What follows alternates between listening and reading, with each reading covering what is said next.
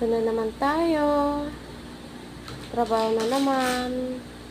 Kailangan talaga tayong kumilos para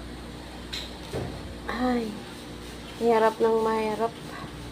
Diba? Ayan. Trabaho na ulit habang wala pa yung amo. Kasi pagdating ng amo, ibang trabaho na ulit. Hirap maging katulong, pero sige lang, gugulang tayo. Ayan, linis-linis na tayo. Linis-linis. Napakahirap talaga. Pero sige lang, kailangan tayong kumilos hanggang malakas pa tayo para pagtanda natin, meron tayong aaninin, di ba? Ayan. Ayan na naman.